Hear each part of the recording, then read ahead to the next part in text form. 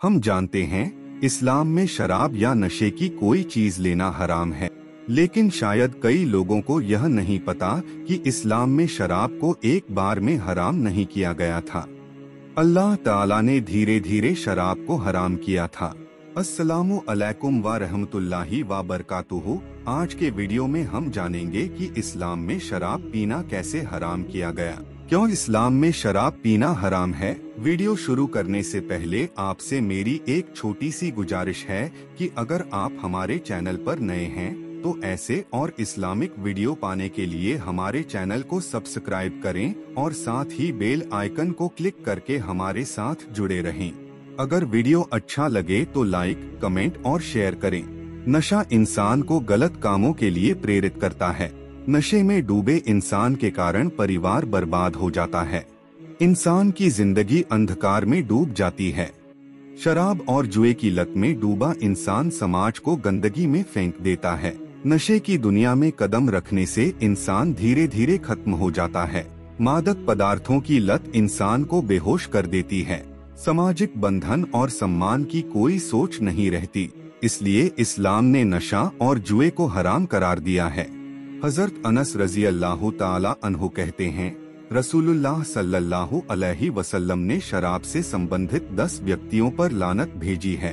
1 शराब तैयार करने वाला, 2 शराब का आदेश देने वाला, 3 शराब पीने वाला, 4 शराब ले जाने वाला, 5 जिसके पास शराब लाई जाती है, 6 जो शराब पिलाता है, 7 शराब बेचने वाला, 8 शराब का मूल्य उपभोग करने वाला, 9 शराब खरीदने वाला, 10 जिसके लिए शराब खरीदी जाती है। मिशकात हदीस 2776।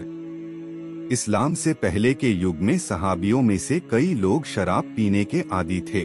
विशेष रूप से नबीस नामक एक प्रकार का पेय था जिसे खजूर और दूध से बनाया जाता था। इसे ज्यादा दिन रखने से इसमें नशा आ जाता था। इस्लाम ग्रहण करने से पहले हजरत उमर रज़ियल्लाहु ताला अन्हु शराब पीने के आदी थे। इस्लाम स्वीकार करने के बाद उन्होंने प्रतिज्ञा की कि अब वे अपनी पिछली बुरी आदतों को छोड़ देंगे। हजरत उमर रज़ियल्लाहु ताला अन्हु दिल से चाहते थे कि शराब को हराम घोषित किया जाए। उन्होंने महसूस किया कि यह एक बुरी चीज है।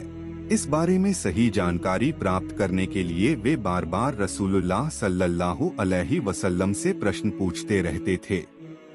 अचानक एक दिन शराब से संबंधित पहली आयत नाजिल हुई, लोग तुमसे शराब और जुए के बारे में पूछते हैं, कहो दोनों में बड़ा पाप है और लोगों के लिए कुछ लाभ भी है, परंतु उनके पाप लाभ से अधिक हैं। और लोग तुमसे पूछते हैं कि वे अल्लाह के रास्ते में क्या खर्च करें, कहो जो आवश्यकता से अधिक हो।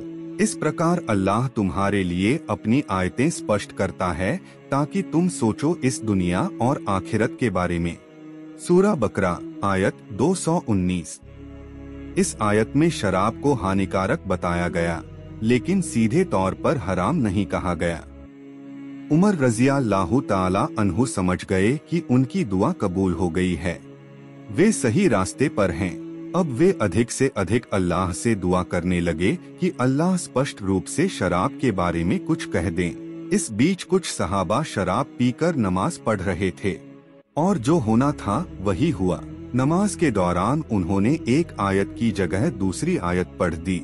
इसके बाद दूसरी आयत नाजिल हुई, हे ईमान लाने वालों, नशे की हालत में नमाज के करीब न जाओ जब तक कि तुम समझने की स्थिति में न हो कि तुम क्या कह रहे हो। सूरा निसा आयत 43। इस आयत के माध्यम से नमाज से पहले शराब पीना मना किया गया। अब सहाबा समझ गए कि अल्लाह ताला को उनका शराब पीना पसंद नहीं है। इस आयत के नाजिल होने के बाद कई सहाबा ने शराब पीना छोड़ दिया। हजरत उमर रज़ियल्लाहु ताला अन्हु अब और भी आश्वस्त हो गए कि शराब पीना हराम होने वाला है। उन्होंने अल्लाह से दुआ की कि शराब पीना हराम घोषित किया जाए। आखिरकार तीसरी आयत यानी सूरा मायदा की 91वीं आयत नाजिल हुई, हे ईमान लाने वालों, निश्चय ही शराब, जुआ, मूर्ति पूजा और भाग्य निर्धारक तीर ये सब गंदे और शैतान के काम हैं। अतः इनसे पूरी तरह बचो ताकि तुम सफल हो सको। इस आयत को सुनकर हजरत उमर रजी अल्लाह ताला अन्हु चिल्ला उठे। वे कहने लगे, हमने छोड़ दिया। इसके बाद से शराब पीना हराम हो गया। कुछ सहाबा इस आयत को लेकर चिंतित थे। वे रसूलुल्लाह सल्लल्लाहु अलैहि वसल्लम के पास आकर पूछने लगे कि जो लोग अब तक शराब पीते रहे और जो मर गए हैं, उनका क्या होगा। रसूलुल्लाह सल्लल्लाहु अलैहि वसल्लम ने कोई जवाब नहीं दिया। वे अल्लाह के उत्तर की प्रतीक्षा करने लगे। फिर एक और आयत नाजिल हुई, जो लोग ईमान लाए और अच्छे काम किए, उन पर कोई पाप नहीं है जो उन्होंने पहले खाया, जब उन्होंने उसे भविष्य में छोड़ दिया, ईमान रखा और अच्छे काम किए, फिर से संयम बरता और विश्वास रखा, फिर से संयम बरता और अच्छे काम करता रहा। अल्लाह ऐसे सच्चे कर्म करने वालों से प्रेम करता है। सूरा मायदा आयत 93। इस आयत का अर्थ है कि अल्लाह ताला ने पिछले सहाबियों को माफ कर दिया। इस घटना के बाद हजरत उमर रजी अल्लाह ताला अन्हु सबको समझाने लगे कि अब कोई बात नहीं, आज से हम में से कोई शराब नहीं पिएगा। इसके बाद सहाबा मिलकर शराब के पात्र और शराब खानों को तोड़ने लगे। शराब हराम हो गई। इस घटना से कई बातें सीखी जा सकती हैं। सबसे पहले अल्लाह ताला ने शराब जैसे घृणित कार्य को एक बार में हराम नहीं किया। यदि ऐसा किया होता तो शायद कई लोगों के लिए इसे छोड़ना मुश्किल होता। उल्मा का विचार है कि अल्लाह ताला ने शराब को धीरे धीरे हराम किया ताकि सहाबा अपनी आदतों को खुद से छोड़ सकें। यहाँ हजरत उमर रजी अल्लाह ताला अन्हु की भूमिका उल्लेखनीय है। जहाँ अन्य लोग संदेह कर रहे थे, वहाँ उन्होंने आसानी से समझ लिया कि यह कार्य सही नहीं है। महिलाओं के पर्दा करने के मामले में भी उनका विचार सही था। इन्हीं कारणों से उनका उपनाम फारूक पड़ा, जिसका अर्थ है सत्य और असत्य के बीच अंतर करने वाला। महान अल्लाह हमें हराम चीजों से दूर रहने की तौफीक दें।